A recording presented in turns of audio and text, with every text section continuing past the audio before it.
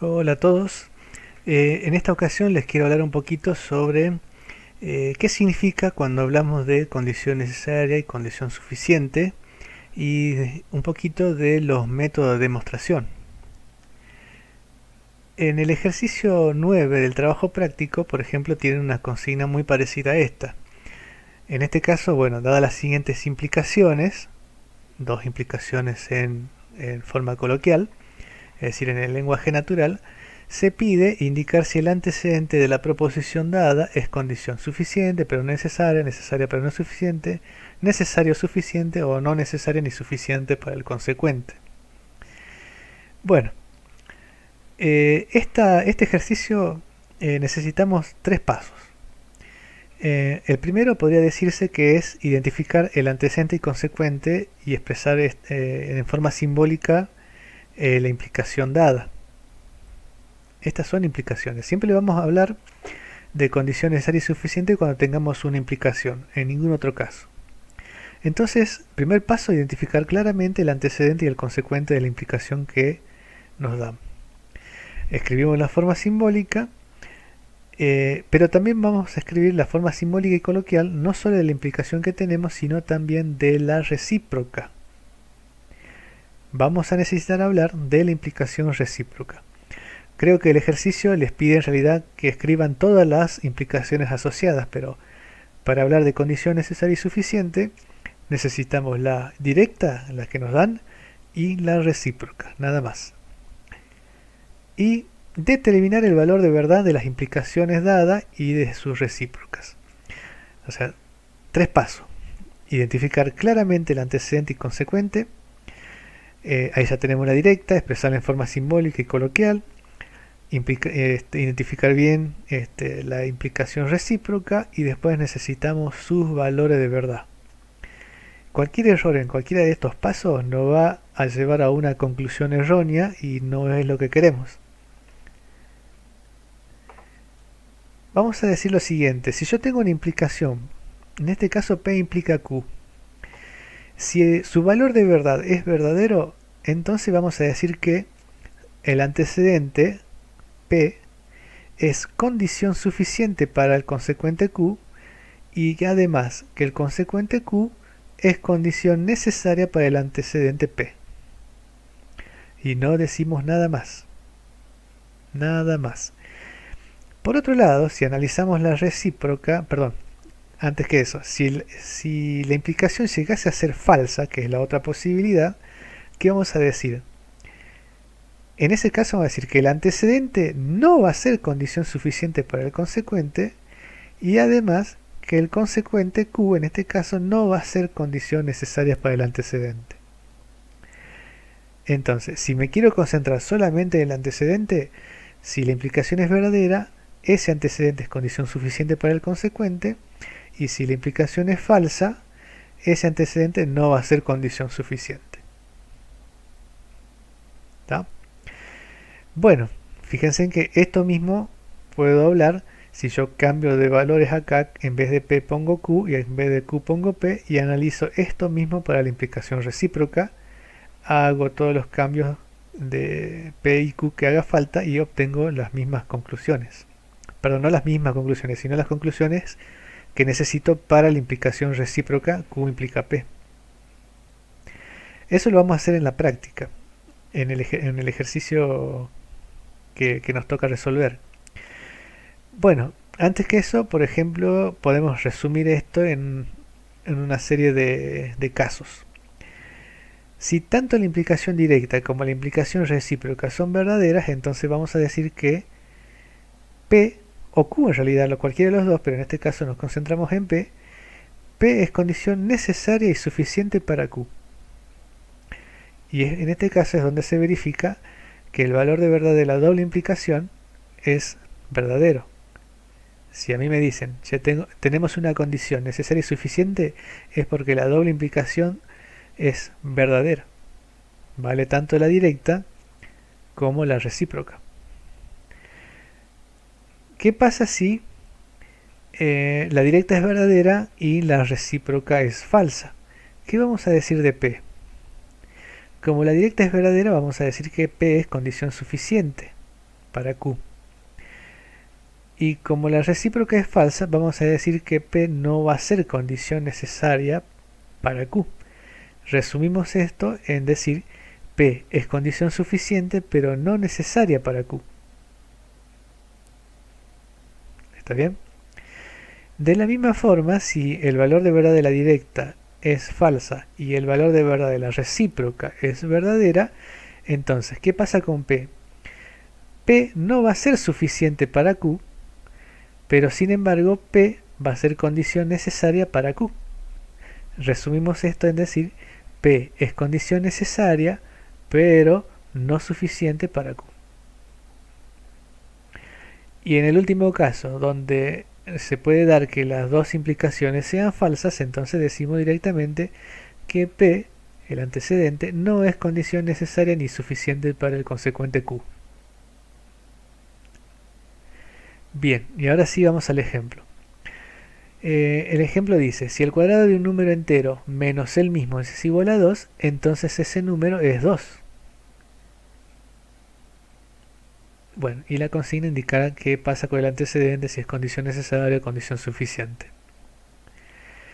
Vamos entonces paso a paso. Escribimos esto en forma simbólica. Primero hay que identificar antecedente y consecuente. Vamos a tomar los enteros como el universo de discurso y vamos a decir que el antecedente P de X es que el cuadrado del número menos el mismo es igual a 2. Eso para nosotros va a ser el antecedente. Fíjense en que se trata de una forma proposicional, por eso lo llamamos P de X y no solamente P. Y en este caso yo no puedo hablar para este antecedente, al ser una forma proposicional, no puedo hablar de valor de verdad verdadero o falso, pero sí podemos hablar de conjunto de verdad. ¿Qué era un conjunto de verdad?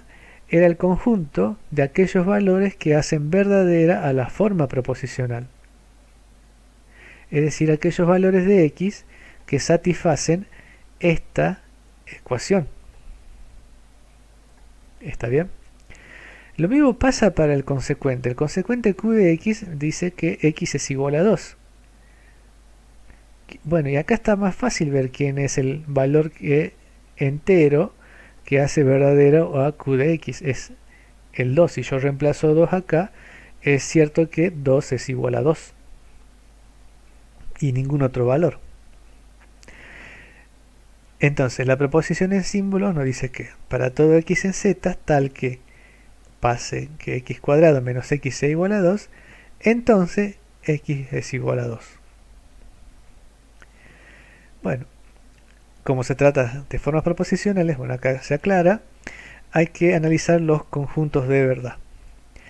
Y para el antecedente, al ser una ecuación cuadrática, lo que tengo que hacer es encontrar las soluciones usando la fórmula cuadrática, que es lo que tenemos más a mano. Eso queda para ejercicios para ustedes, fíjense que acá ya está dada, y la resolución de esta fórmula nos dice que una solución es 2 y la otra solución es menos 1. Y está claro, ¿verdad? Porque si reemplazamos acá 2, 2 al cuadrado es 4, menos 2 y eso da 2. Entonces cuando el x vale 2, esta igualdad es verdadera. Y si x vale menos 1, menos 1 al cuadrado, eso es 1. 1 menos menos 1, eso es 1 más 1 y eso vale 2. Entonces es cierto que los valores enteros que hacen verdadera al antecedente son 2 y menos 1. Y eso le llamamos el conjunto de verdad de la proposición P. Para la proposición Q de X, el conjunto de verdad es solamente el 2. ¿Está claro? Bueno, y ahora analizar la contención. Repasemos acá.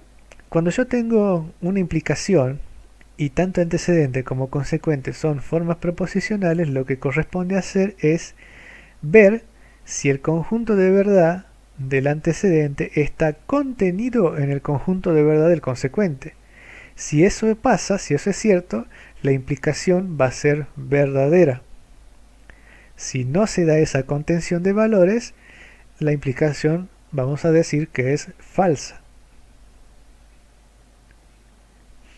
Entonces, claramente acá el conjunto de verdad de P no está contenido en el conjunto de verdad de Q. ¿Por qué? Para que se dé la contención, todos los valores de este conjunto deben ser elementos de este otro conjunto. Y claramente fallamos con el menos 1. El menos 1 no es un elemento del conjunto de verdad de Q. No está acá. Entonces no se da la contención. Y como no se da la contención, entonces la implicación directa vamos a decir que es falsa. Y si es falsa, ¿qué habíamos dicho que tenemos que decir?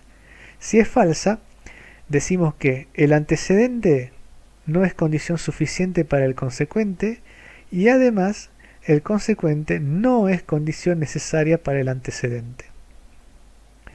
Y guardamos esto, le llamamos 1 porque lo vamos a necesitar.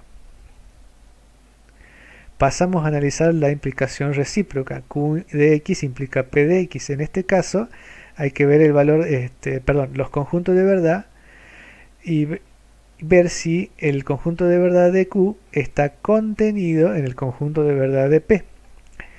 Y claramente eso es cierto, porque fíjense, 2 sí está contenido en el conjunto formado por el 2 y el menos 1. Como esa contención se da, entonces vamos a decir que el valor de verdad de la implicación recíproca es verdadera. Y si es verdadera, ¿qué vamos a decir? Que en este caso Q de x, x igual a 2, es condición suficiente para P de x y que P de x es condición necesaria para Q de x.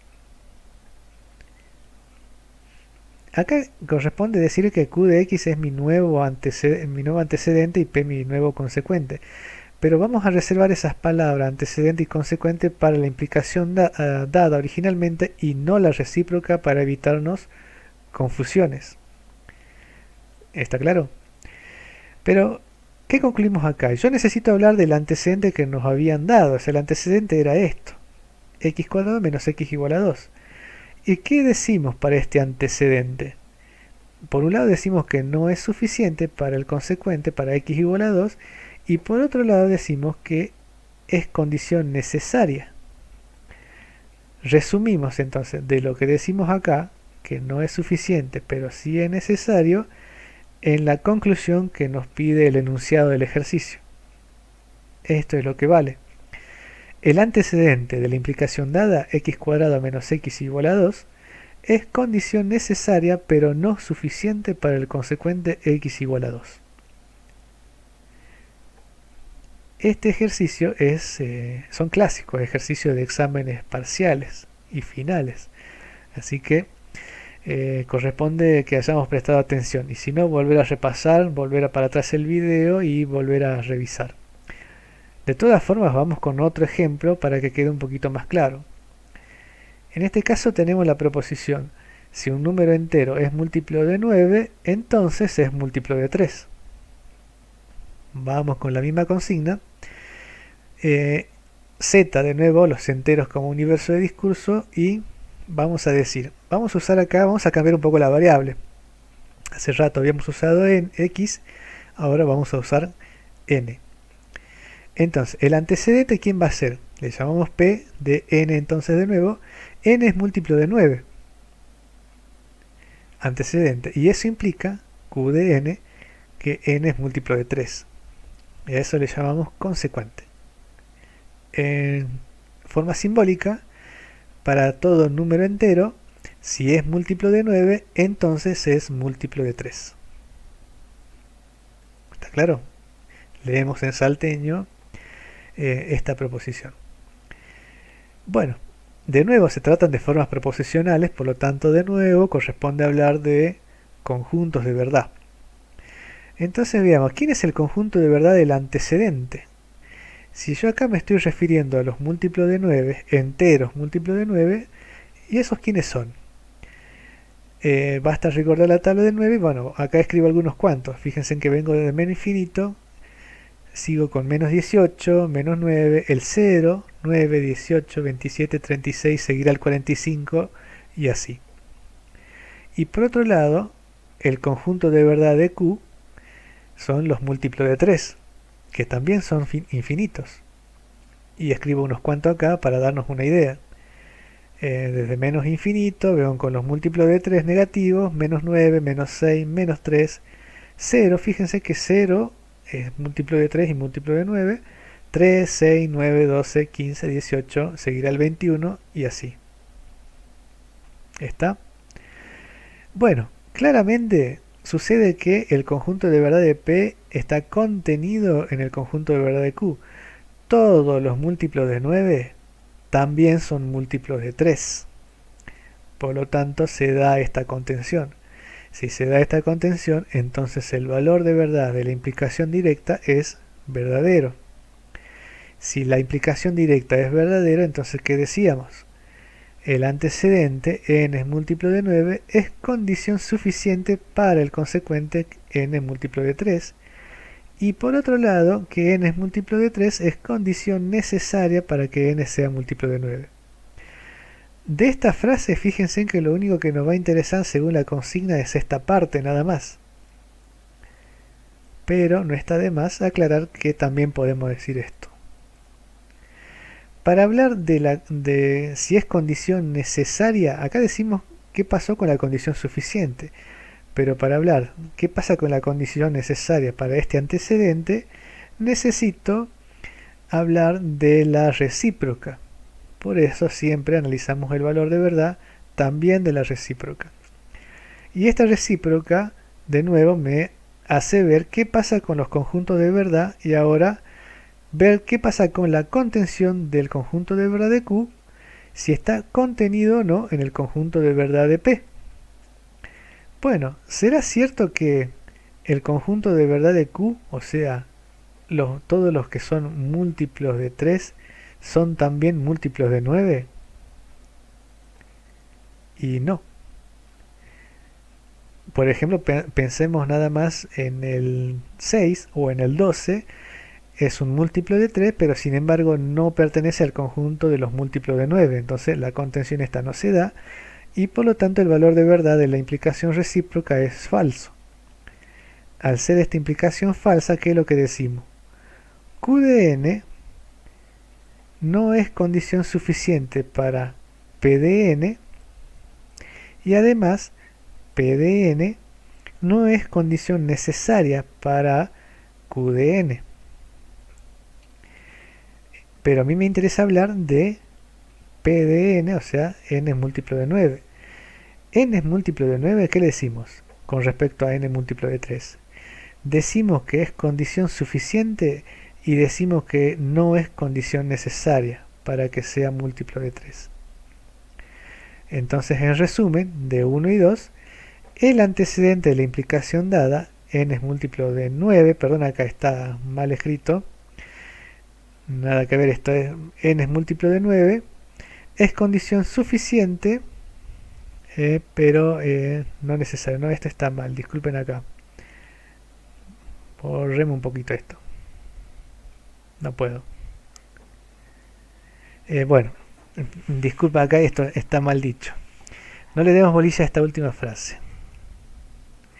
Entonces, ¿qué vamos a decir acá? ¿Cuál va a ser nuestra conclusión? Que el antecedente n múltiplo de 9 es condición suficiente, pero no necesaria. ¿Tá? Es suficiente, pero no necesaria. Acá cambia múltiplo de 9 y acá debe decir múltiplo de 3. Bueno, espero que haya sido un poquito útil esta parte. Vamos a hablar de los métodos de demostración. Bueno, muchas veces a nosotros nos van a hablar en el lenguaje natural y nosotros vamos a tener que traducir de ese lenguaje natural o coloquial al lenguaje simbólico. En realidad, lo que nos va a interesar es en qué casos estamos ante una proposición que es verdadera o una proposición que es falsa. A las proposiciones verdaderas necesitamos demostrarlas. A las falsas también necesitamos demostrarlas, ¿no? Pero bueno, Nos va a interesar en este primer momento qué pasa con una forma, con una expresión de la forma P implica Q. ¿Tá? Entonces, ¿qué dice acá? En una demostración se pueden usar, además de las hipótesis, otras afirmaciones previamente establecidas y a partir de ellos deducir la conclusión de la tesis. Vamos a llamar P a la conjunción de todas esas afirmaciones, que llamamos hipótesis, y Q a la conclusión, por lo que vamos a reducir el problema a formas del tipo P implica Q. Bueno, como le decía, no siempre pasa que una implicación es verdadera. En el caso de que sea falsa, también requiere ser demostrado y se dice que esta prueba de esa falsedad es una refutación.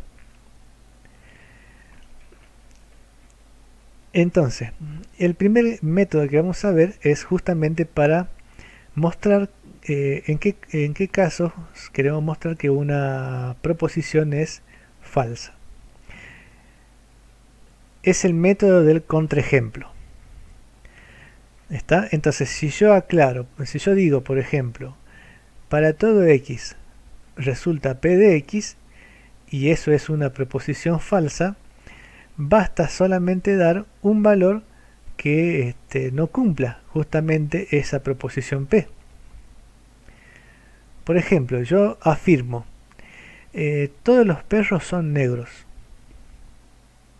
¿Sí? Entonces, todos los perros, X sería en este caso el conjunto de los perteneciente al conjunto de los perros, y digo yo que los perros, ese X es negro. Todos los perros son negros. ¿Eso es cierto? Claramente ustedes se dan cuenta que no. Pero ¿cómo hacen para mostrarme que yo estoy equivocado, que lo que estoy diciendo es falso? ¿Qué vamos a hacer? Si yo digo que todos los perros son negros, basta que ustedes me muestren un perro que no lo sea. Existe el Bobby, tal que el Bobby no es de color negro, entonces eso me refuta a mí mi afirmación. Yo digo, todos los perros son negros, y ustedes encuentran uno que no, y con eso muestran que lo que yo estoy diciendo es falso.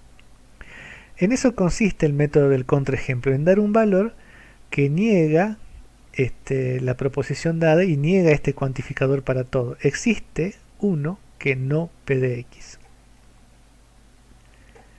¿Está claro? Entonces, la negación, acá en términos simbólicos sería, la negación de un para todo X P de X es, existe un X que no P de X. Bueno, lógicamente que esto no, el método del contraejemplo no funciona si la proposición es verdadera, porque los ejemplos no son suficientes para demostrar algo. Tengamos eso en claro.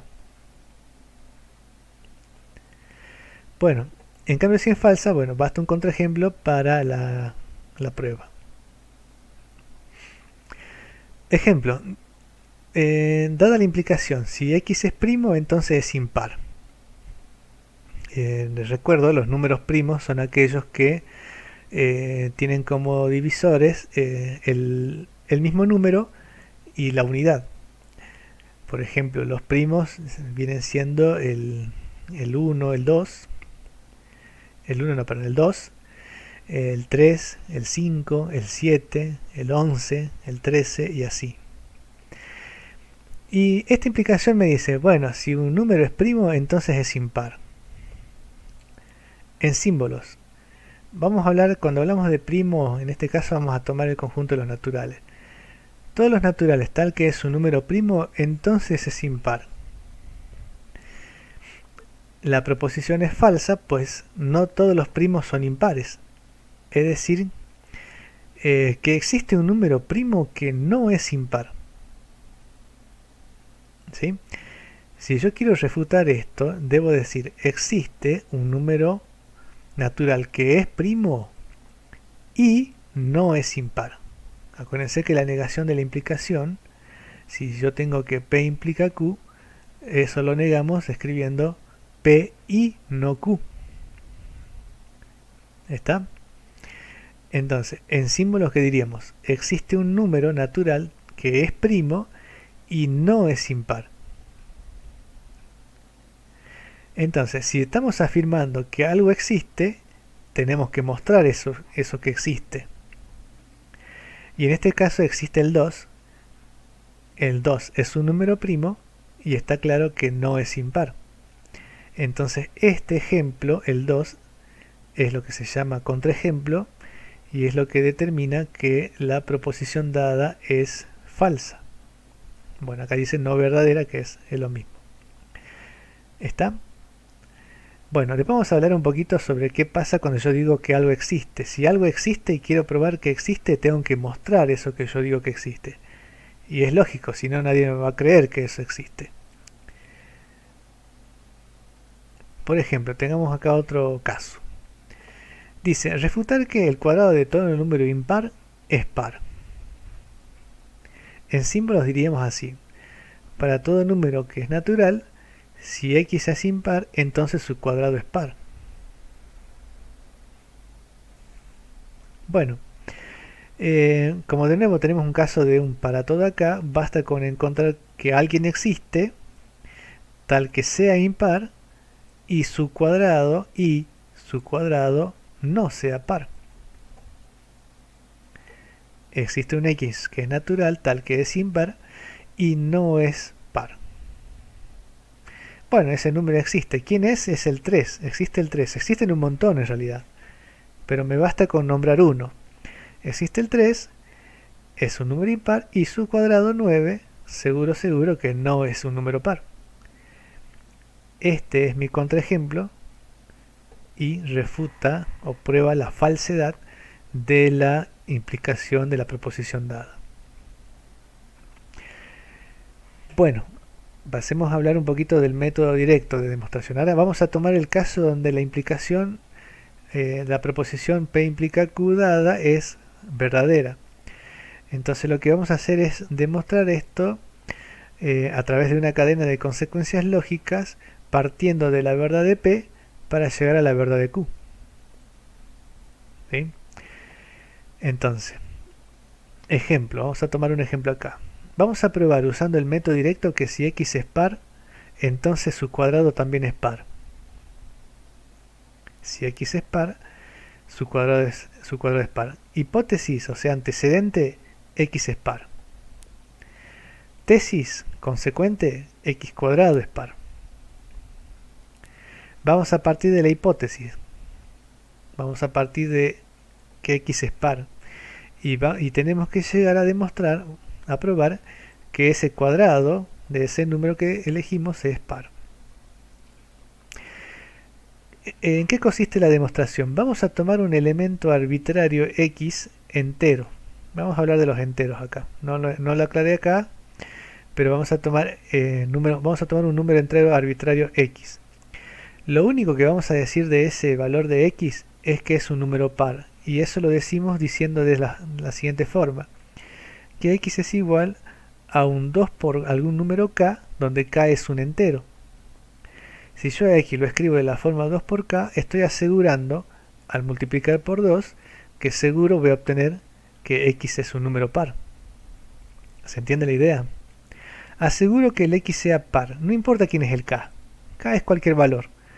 Al multiplicarse por 2, aseguro que x que estoy tomando, el x que yo estoy tomando, sea un número par. Parto de esta verdad.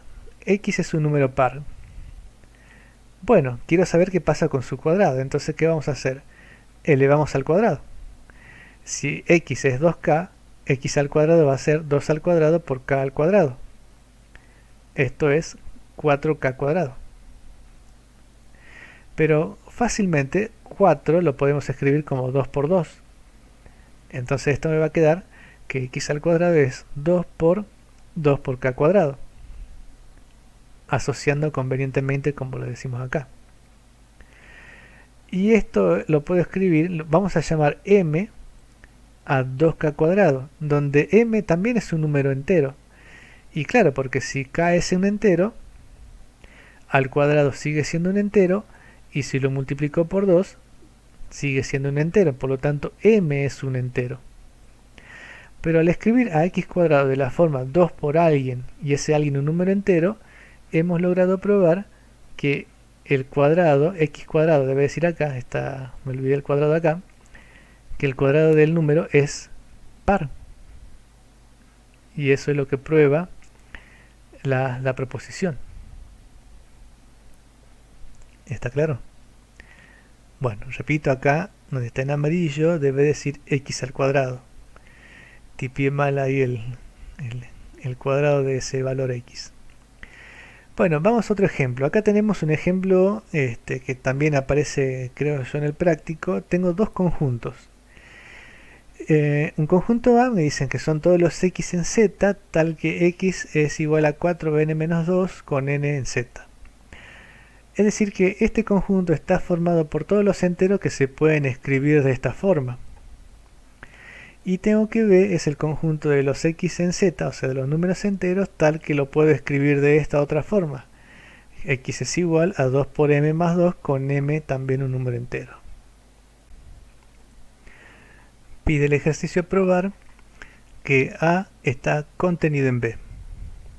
Repasemos un poquito entonces la definición de contención de conjuntos. Que A está contenido en B, ¿qué quiere decir? Quiere decir que para todo x en el universal, tengamos en cuenta que estamos tomando los números enteros como conjunto universal en este caso, si ocurre que x está en A, entonces x está en B. O lo que es lo mismo, traduciendo al ejemplo, al caso concreto que tenemos en el ejemplo, para todo x en z, si x es de la forma 4n menos 2, forma de los elementos que viven en A, entonces es de la forma 2m más 2, forma de los elementos que viven en B. Si cumple que vive en A, entonces cumple que vive en B. Bueno, entonces lo que hay que hacer es probar esta implicación. ¿Sí? Y lo vamos a hacer usando el método directo, partiendo desde el antecedente de esta hipótesis y llegando a esta conclusión, a este consecuente o tesis. Bueno, ¿cómo hacemos eso? Tomamos de nuevo un elemento arbitrario del conjunto A.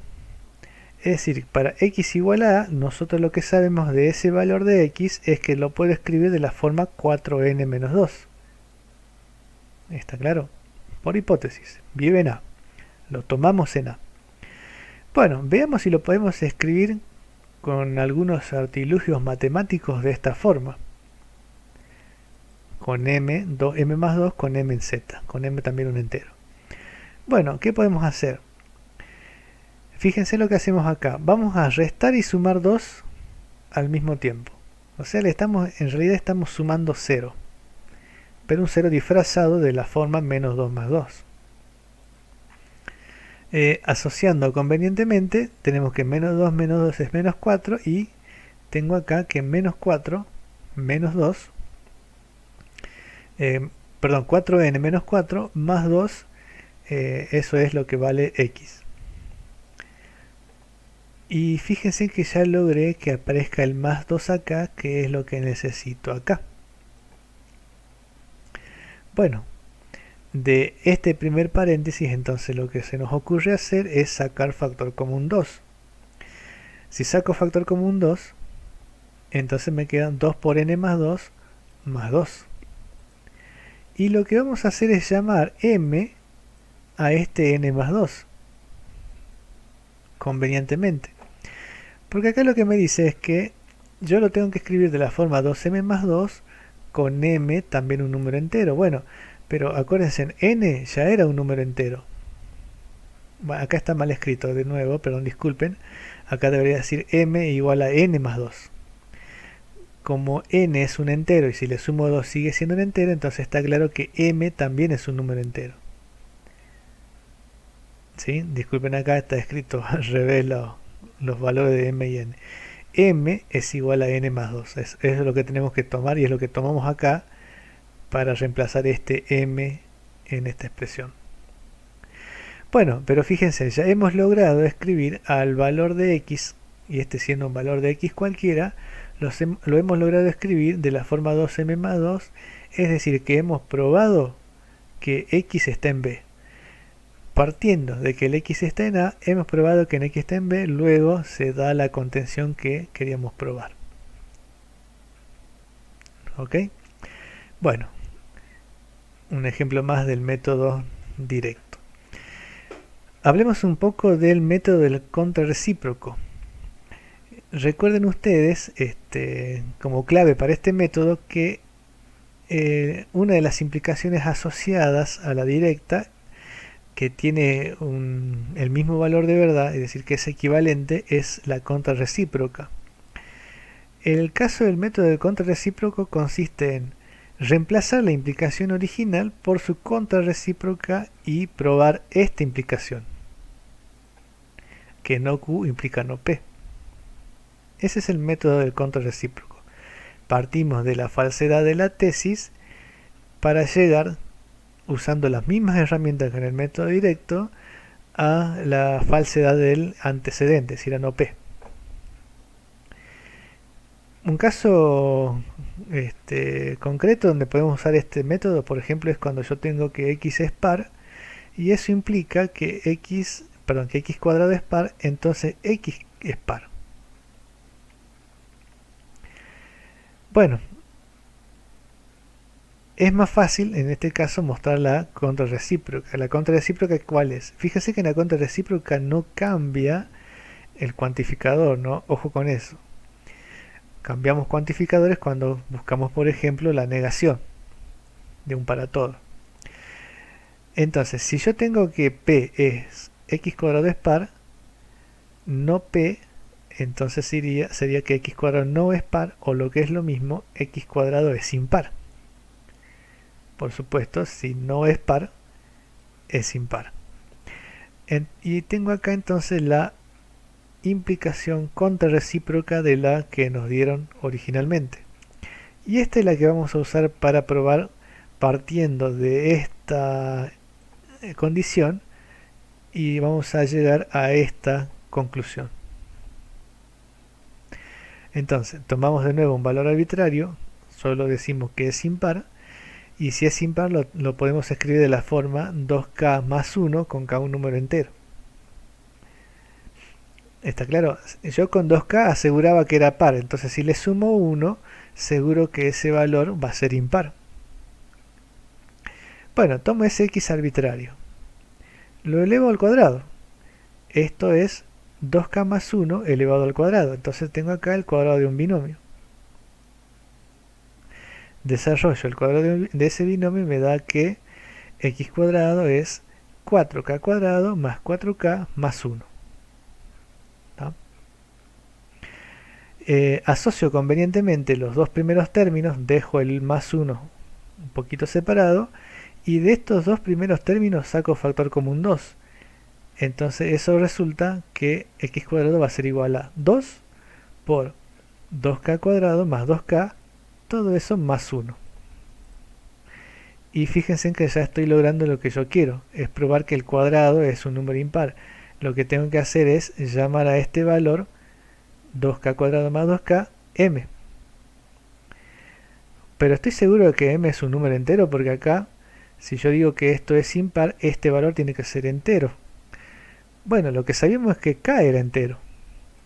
Si k es entero, si lo elevo al cuadrado sigue siendo entero, si lo multiplico por 2 sigue siendo entero, y si lo sumo a 2k sigue siendo entero. Entonces m es un entero. Como m es un entero cualquiera, y yo escribía x cuadrado como 2m más 1, he probado que x cuadrado es impar. Entonces he probado la implicación contrarrecíproca. Y si la implicación contrarrecíproca es verdadera, seguro la implicación dada también es verdadera. Por lo tanto, quedan ambas probadas en todo caso. Queda probado esta, que es la que me interesa. ¿Está claro? Bueno, fíjense que intenten ustedes hacer la prueba de esta implicación usando el método directo. Se les va a complicar. Y en este caso, yo creo que el método más conveniente es el método indirecto, el método del contrarrecíproco para esta prueba. Bueno, intenten ustedes a ver y cuenten después en los foros de consultas cómo les va intentando probar con el método directo y no con el control recíproco esta implicación. El otro caso que nos sirve, la otra herramienta que nos sirve para las demostraciones es el método de reducción al absurdo o contradicción. Este método consiste en suponer la implicación dada, suponerla falsa. Es decir, bueno, supongo que es falsa. Si es falsa la implicación, entonces la que va a ser verdadera va a ser su negación. Su negación es P y no Q. Y lo que hacemos después es examinar las consecuencias de esta negación. ¿Qué quiere decir que examinemos las consecuencias? El antecedente, fíjense que esto es parte de una implicación P implica Q. El antecedente o las hipótesis siguen siendo válidas. Agregamos a eso que vale no Q. Eso tiene que traer alguna consecuencia. Por lo general esa consecuencia va a ser una contradicción y cuando la encontremos vamos a decir, bueno, partimos de que esto era falso, llegamos contra algo que es una contradicción, chocamos contra una pared, eso resultó porque partimos de algo que no correspondía, no corresponde suponer la implicación falsa, por lo tanto lo que queda es que la implicación va a ser verdadera. Y así se prueba con el método de la contradicción. Veamos un ejemplo. Bueno, acá decían, si llega a contradecir algún resultado conocido, ese absurdo proviene de suponer que esto era falso, cosa que supusimos mal, por lo que debe ser verdadera la implicación. Vamos a tomar el mismo ejemplo de hace rato. Demuestra que x es impar, entonces su cuadrado es impar. Es decir, para todo x en z, si x es igual a 2m más 1, entonces x cuadrado va a ser igual a 2n más 1 con m y n números enteros. Y vamos a partir de que la implicación es falsa. Vamos a suponer que es falsa. Si suponemos que es falsa, estamos diciendo que la negación de esta implicación es verdadera. Es decir, que existe un número entero que es impar y su cuadrado no es impar. ¿Está bien? Con m y n, acá me faltó el n, pero con m y n números enteros. Bueno, esto tiene que traer algo tiene que traer, algún inconveniente vamos a encontrar. Bueno, ¿qué pasa entonces? Tenemos por un lado que x es un número impar y su cuadrado no es impar. Si no es impar, entonces ¿qué tiene que ser? Si no es impar, tiene que ser par. Entonces lo que hacemos acá es escribir que x cuadrado es par. Con p algún número entero. Bueno, yo tengo entonces estos dos hechos. Parto de esos dos hechos. X es impar y su cuadrado es par. Y voy a desarrollar el cuadrado de x. X al cuadrado va a ser el cuadrado de este binomio, el cuadrado de 2m más 1. El cuadrado de 2m más 1 es 4m, creo que acá está mal, 2m, 4m debe decir acá, más 1. Bueno, a los fines es lo mismo porque lo que me interesa acá es sacar factor común 2. ¿Está bien? Saco el factor común 2, esto me va a quedar 2m cuadrado más 2 por m, acá está mal hecha la cuenta, más 1. Y bueno, el x cuadrado sigue siendo 2p. Llamamos entonces a esta expresión, la llamamos q. Q va a ser igual a 2m cuadrado más 2m. Como m es un número entero, si lo elevo al cuadrado, le sumo 2, le sumo 2m, sigue siendo un número entero, por lo tanto q es un número entero y no tengo problemas con eso. Entonces podemos escribir a x cuadrado de la forma 2q más 1.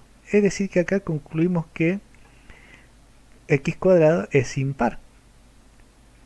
Pero ¿no habíamos dicho que x cuadrado era par? ¿Qué pasó acá? ¿Cómo puede ser un número impar y par a la vez? Bueno, esa es la contradicción a la que llegamos. Contradicción decimos. Esta contradicción proviene de suponer la implicación falsa. Luego la implicación no es falsa, la implicación resulta verdadera. Y hemos probado la verdad de la implicación original. ¿Está bien? Ese es el método de contradicción. Bueno, hemos hablado un poquito de los métodos de demostración, más o menos para darle una idea de en qué consiste cada uno de los métodos. La idea es usar el que creamos más conveniente a la hora de querer demostrar algún ejercicio, y por supuesto siempre intentar no solamente con uno sino con varios métodos. En algunos casos es más sencillo quizás uno de los métodos que otros, sea más sencillo unos que otros. Sin embargo, es una práctica que nosotros tenemos que hacer, bueno, ustedes tienen que hacer. Con esa práctica ustedes van a ir ganando experiencia, y cada vez que tengan alguna demostración o algo que seguir, van a saber qué método van a poder utilizar.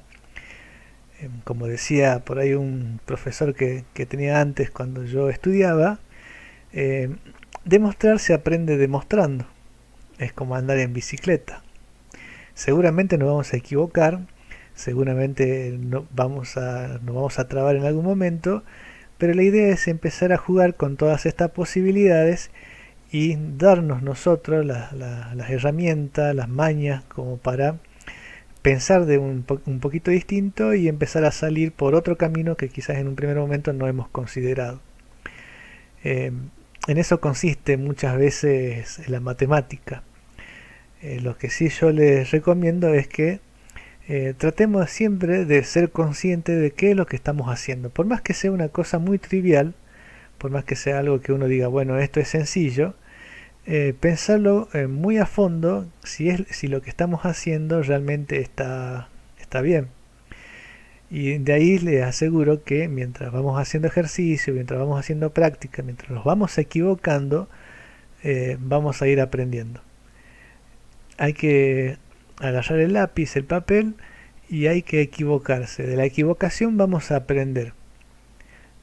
Si no hacemos nada, eso es lo peor. Si no hacemos nada, no aprendemos nada, y seguro después nos va a ir mal cuando nos tengan que tomar un examen. Bueno, gente, cualquier cosa a disposición en los foros de consultas. Espero que estos ejemplos hayan servido para ustedes tener una idea, una primera idea de cómo desarrollar los ejercicios. Más allá de cómo salgan esos ejercicios, yo les pido que lo vamos escribiendo en el foro. El foro de consultas de la plataforma tiene un editor de ecuaciones, vamos usándolo para escribir símbolos matemáticos, eso nos va a ayudar un poco, y nosotros le vamos a ir respondiendo. Ustedes escriban lo que van pensando, y de mi parte por lo menos vamos a ir sin darle la solución al ejercicio, le vamos a ir orientando, le vamos a ir agregando cosas, elementos que ustedes tengan que tener en cuenta, y vamos a asegurarnos de que lleguen a la conclusión, a la solución que están buscando. Pero tienen que participar, aunque sea con algo que por ahí no esté terminado, pero lo importante es que participen y que escriban. Escribiendo uno se va dando cuenta a veces de cosas que por ahí cuando uno las quiere pensar solo en la mente y sin escribirlas, uno no se da cuenta. Entonces hay que escribir. Aunque sean macanas en un primer momento, hay que escribirlas. Bueno, eso es todo, y ya les estaré preparando algún próximo video para un próximo tema. Y si ustedes necesitan algo, profundizar algún tema, me avisan y vamos viendo qué podemos hacer. Vamos a ver en todo caso qué otros métodos también podemos utilizar para avanzar en la materia. Bueno, les dejo un saludo.